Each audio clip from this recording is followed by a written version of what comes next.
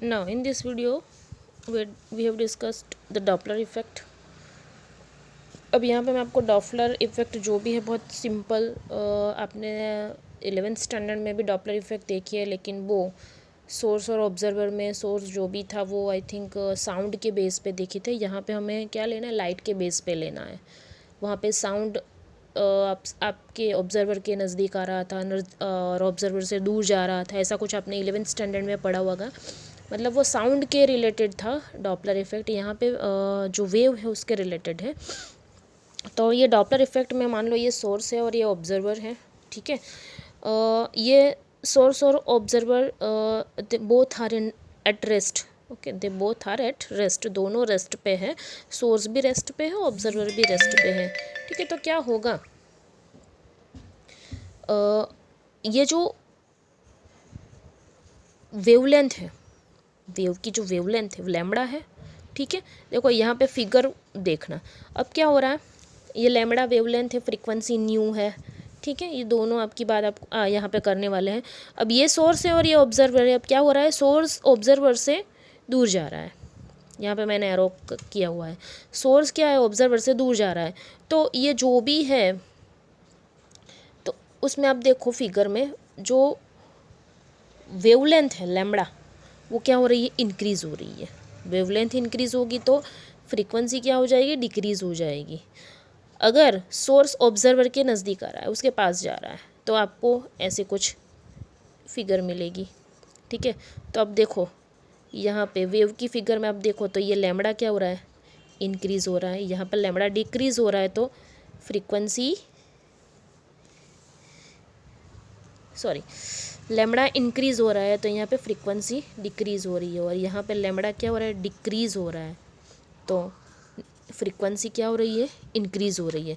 मतलब अगर आप, जैसे आपने 11th स्टैंडर्ड में देखा था, जब जब आप प्लेटफॉर्म पे खड़े हुए हो और ट्रेन विसल लगाते आ रही है, ठीक है, जैसे जैसे वो नज़दीक आ रही है आपको उसकी फ्रीक्वेंसी ज़्यादा महसूस होगी। जब वो आप प्लेटफॉर्म पे से पास होके दूर जा रही है, ठीक है, तो आपकी साउंड की फ्रीक्वेंसी, जो विसल की जो फ्रीक्वेंसी आपको कम सुनाई देगी, मतलब कम लगेगी, ठीक है।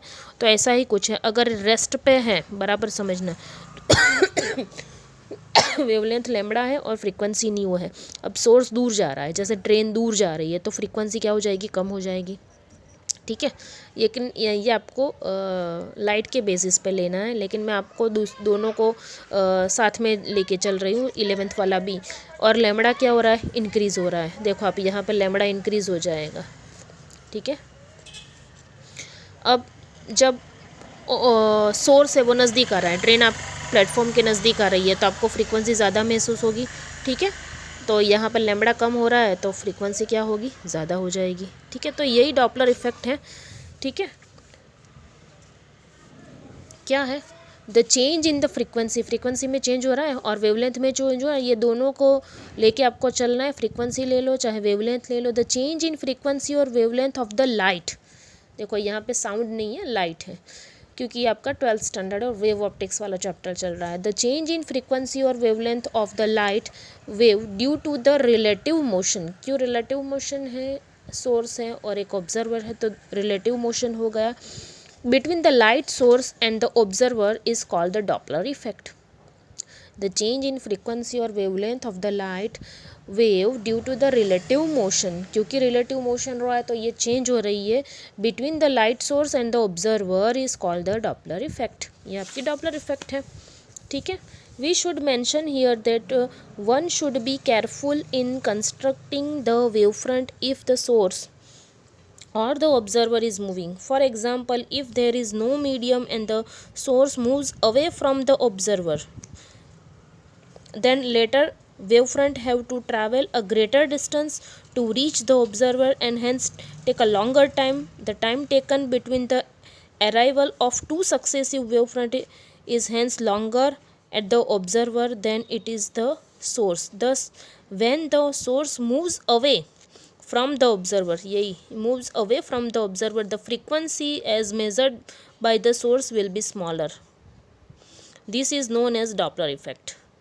Astronomers call the increase in wave length due to the Doppler effect at a rate as redshift, since a wavelength in the middle of the visible region of the spectrum moves towards the red, and the spectrum when wave are received from the source moving towards the observer, then an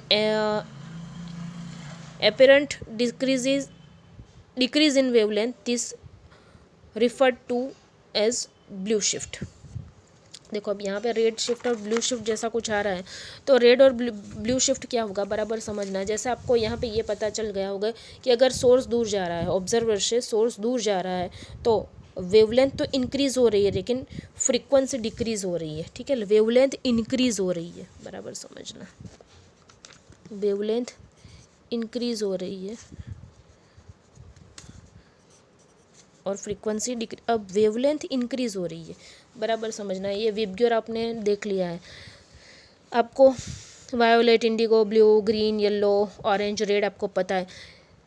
अगर आप violet to red जाओ, बराबर समझना, अगर आप violet से red जाओ तो जो वेवलेंथ लैम्बडा है वो क्या हो रही है, इंक्रीज़ हो रही है, इंक्रीज़ हो रही है, बराबर समझना। ये देखो, अगर आप वायोलेट टू रेड जाओ तो वेवलेंथ क्या हो रही है, ये स्पेक्ट्रम में इंक्रीज़ हो रही है। देखो यहाँ पे भी इंक्रीज़ हो रही है, मतलब ये कहाँ शिफ्ट हो रहा है, टूवर्ड्स रेड, इसीलिए उसको बोला गया है रेड शिफ्ट। कौन से वाले को, जब सोर्स ऑब्जर्वर से दूर जा रहा हो तब कौन सी शिफ्ट, रेड शिफ्ट, क्योंकि वेवलेंथ क्या हो रही है, इंक्रीज हो रही है। अब वेवलेंथ डिक्रीज़ हो रही है, कहाँ पे डिक्रीज़ हो रही है और फ्रीक्वेंसी कहाँ पे इंक्रीज़ हो रही है, इन दिस केस कि सोर्स कहाँ जा रहा है, ऑब्जर्वर के नज़दीक जा रहा है। तो अब क्या हो रहा है, वेवलेंथ लैम्बडा क्या हो रहा है, ये वाला देखो फिगर में, वेवलेंथ लैम्बडा डिक्रीज़ हो रही है। तो अगर आप रेड टू वायोलेट जाओ, रेड टू वायोलेट जाओ, रेड टू वायोलेट जाओ तो वेवलेंथ क्या हो रही है, डिक्रीज़ हो रही है। ये देखो, ये देख लो और ये देख लो, सेम है। तो यहाँ पे क्यों बोला गया है, ब्लू की तरफ जा रहा है, इसीलिए उसको बोला जाए ब्लू शिफ्ट। अब समझ में आ रहा है रेड शिफ्ट और ब्लू शिफ्ट क्या हो रहा है। आपको पता है wavelength of red light is maximum and wavelength of violet is minimum. ठीक है, दैट इज़ मोस्ट इम्पॉर्टेंट कि उसको रेड शिफ्ट और ब्लू शिफ्ट बोला गया है। ठीक है, astronomers call the increase in wavelength due to Doppler effect as a red shift and decrease in wavelength is called blue shift as blue shift. okay ना, अब यहाँ पे जो भी मैथमेटिकल न्यूमेरिकल जो भी आपको सॉल्व करने हैं, तो यहाँ पे ये एक इक्वेशन दिया गया है, डेल्टा न्यू अपन न्यू, फ्रीक्वेंसी है तो न्यू लेंगे। हाँ, the fraction change in frequency delta nu by nu is given by minus v radial upon c, where v radial क्या है, v radial is the speed of a light source। ठीक है, आपको पता है कि हमारी गैलेक्सी एक्सपांड हो रही है। ठीक है, तो जो भी स्टार्स है वो दूर जा रहे हैं, तो हमको क्या पता चलेगा, मतलब जब वो दूर जा रहे हैं तो क्या होगा, वेवलेंथ क्या हो रही है, नज़दीक आ रहा है तो वेवलेंथ क्या हो रही है, फ्रीक्वेंसी क्या हो रही है। तो ये सभी काउंट करने के लिए ये चाहिए, V radial is the component of the source velocity along the line joining the observer to the source relative to the observer. V radial is considered positive when, ये इंपॉर्टेंट, वी रेडियल आपको कब positive लेना है। We radial क्या है, speed of light source, जो भी light source है उसकी स्पीड है, उसको बोला गया वी रेड, और C is the speed of the light C. ठीक है, अब अगर हाँ, ये इक्वेशन का नेगेटिव है, बराबर समझना। V radial is considered positive when the source moves away from the observer, source observer से दूर जा रहा है, तो आपको क्या करना है, पॉजिटिव कंसिडर करना है। ये पॉजिटिव और ये नेगेटिव हो जाएगा। Thus the Doppler shift can be expressed as V radial minus V radial upon सी।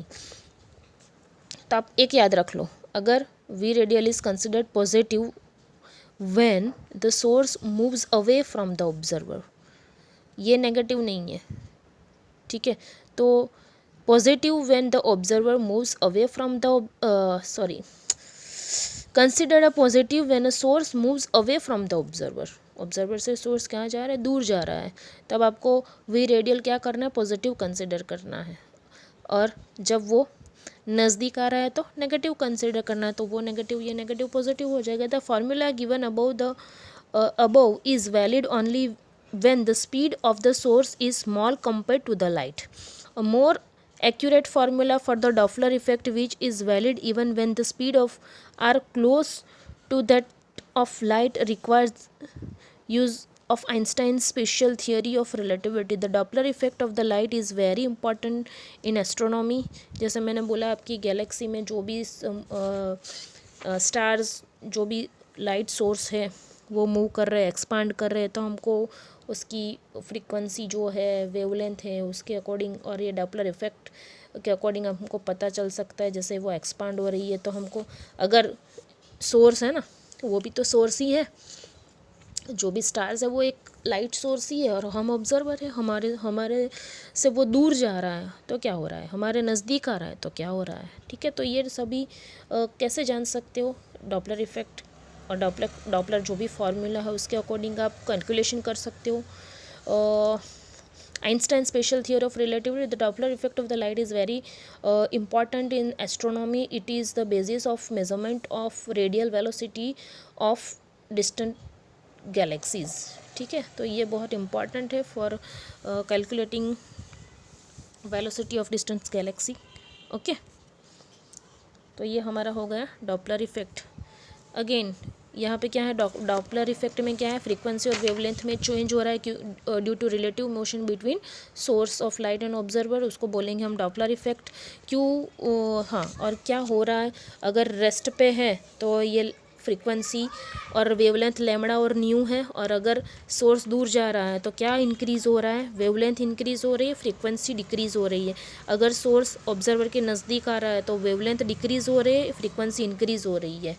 ठीक है, एस्ट्रोनॉमर ने जो रेड शिफ्ट और ब्लू शिफ्ट क्यों बोला मैंने समझाया। अगर वायोलेट तो रेड जा रहा है तो वेवलेंथ डिक्रीज़ हो रही है, सॉरी वेवलेंथ इंक्रीज़ हो रही है, क्योंकि रेड की वेवलेंथ क्या है, ज़्यादा है। अगर वायोलेट टू रेड जा रहा है मतलब वेवलेंथ आपको क्या लेना, ये नहीं ये भूल जाओ, लेकिन ये उसके अकॉर्डिंग चल रहा है। लैम्बडा जब इंक्रीज़ हो रहा है, लैम्बडा कब इंक्रीज़ हो रहा है, जब सोर्स ऑब्जर्वर से दूर जा रहा है, तो उसको कौन सी शिफ्ट बोली, रेड शिफ्ट। और अगर सोर्स ऑब्जर्वर के नज़दीक आ रहा है तो लैम्बडा क्या हो रहा है, डिक्रीज़ हो रहा है, तो कौन सी शिफ्ट बोला एस्ट्रोनॉमर ने, उसको ब्लू शिफ्ट। ओके, क्योंकि इस तरफ जा रहा है। और ये जो भी मैथमेटिकल इक्वेशन है, delta nu by new fraction है, माइनस वी रेडियल अपॉन सी। आपको वी रेडियल कंसिडर पॉजिटिव कब कंसिडर करना है, when the source moves away from the observer. thus the Doppler shift can be expressed as delta nu upon nu is equal to minus v radial upon c। ये speed है और ये frequency है। Okay, thank you.